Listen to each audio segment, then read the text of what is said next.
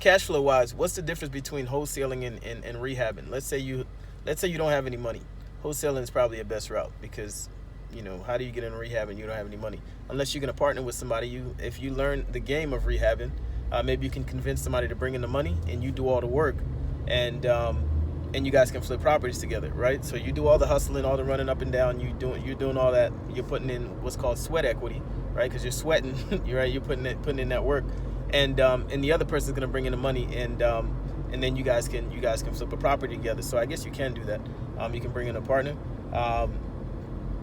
The other way is wholesaling, right? Wholesaling is going in and putting a deal together, becoming a middleman, putting a deal together without putting up your own capital. With rehabbing, let's say you do have some capital. A lot of people think they have money until they start rehabbing, and then they realize how much rehabbing costs, and it takes a lot of your money away. So if you don't have, in addition to the rehab, in addition to acquiring the property, right? Let's say it costs you a certain amount of money. Let's call it $30K to acquire the property.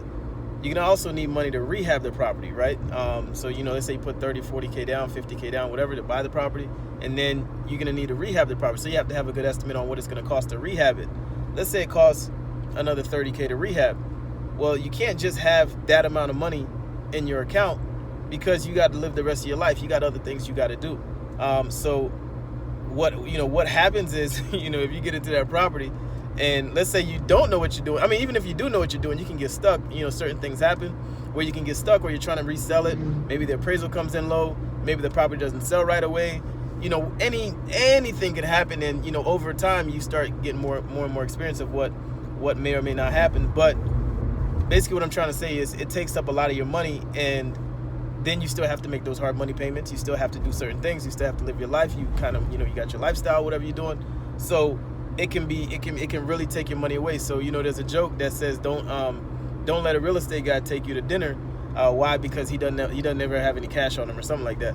But it ties to basically what it is. It's a joke talking about it ties up all your cash, right? So if it ties up all your money, you kind of need money to do things. So if you're strapped for cash, bring in a partner, figure it out, maybe get your real estate license, become a realtor where you don't have to spend money to make money. You can help people buy and sell property, stuff like that, become a mortgage broker, stuff like that, where you can help people, you can get in the game, you can become, you can make money in real estate without having to spend a ton of money. So that's my 2 cents for right now. Talk to y'all later.